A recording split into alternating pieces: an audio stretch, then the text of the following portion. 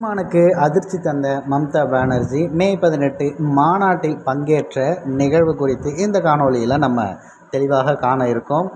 நாம் தமிழர் கட்சி இதுவரைக்கும் செய்த மாநாட்டிலே மிகப்பெரிய மாநாடு, பொருட்செலவில் மட்டும் இல்லாமல் மிகப்பெரிய அளவுக்கு இந்த கூட்டத்தை நம்ம அனைத்து தமிழ்நாட்டில் இருக்கிற ஒட்டுமொத்த தமிழர்களுக்கும் இந்த நிகழ்வு சென்றடையணும், உலகத் தமிழர்கள் அனைவரது பார்வையும் இதன் மேலே தான் இருக்கணுங்கிறதுக்காகவே மிகப்பெரிய அளவுக்கு நாம் தமிழர் கட்சி கொடிசிய திடலில் கோவையில் இந்த வேலையை பார்த்துட்ருக்காங்க.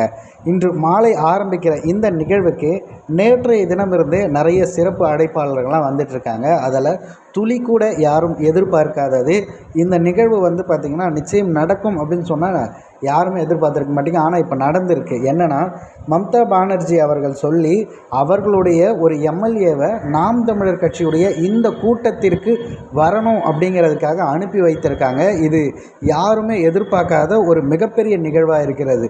தேசிய இனத்தின் விடுதலைக்காக பேசி கொண்டிருக்கிற ஒரு இனக்குழு தான் தமிழர்கள். இப்போ அது அடுத்த கட்ட பாய்ச்சலுக்கு கடந்து கொண்டே போகுது அப்படிங்கிறத நம்மளால் ஏற்றுக்கொள்ளவே முடியல. என்ன சொல்கிறது அப்படின்னா, இதெல்லாம் நமக்கே இந்த அளவுக்கு அதிர்வு இருக்குது அப்படின்னா திராவிடர்கள்லாம் எந்த மாதிரி இருப்பாங்கன்னு சொல்லிட்டு யோசித்து கூட பார்க்க முடியல. அடுத்த கட்டத்திற்கு உயர்ந்து கொண்டே போகிறதே நாம் தமிழர் கட்சி.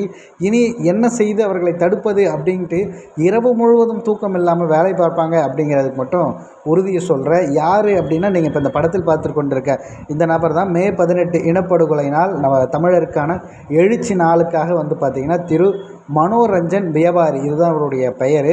பலகர் அப்படிங்கிற தொகுதியுடைய சட்டமன்ற உறுப்பினராக இருக்கக்கூடியவர், பெங்காலி எழுத்தாளராகவும் இருக்கிறவர், திரிணாமுல் காங்கிரஸ் கட்சியை சார்ந்த இவர் மேற்கு வங்கத்தில் இருந்து இப்போ தமிழ்நாட்டில் இந்த நிகழ்வை சிறப்பிப்பதற்காகவே அங்கேருந்து வந்திருக்கார் மம்தா பானர்ஜி அவர்கள் சொல்லி. அப்படின்னும் போது இது மிகப்பெரிய ஒரு சம்பவமாகத்தான் பார்க்கப்படுகிறது. இன்னும் பல சர்ப்ரைசஸ் இந்த மே 18 இருக்குது.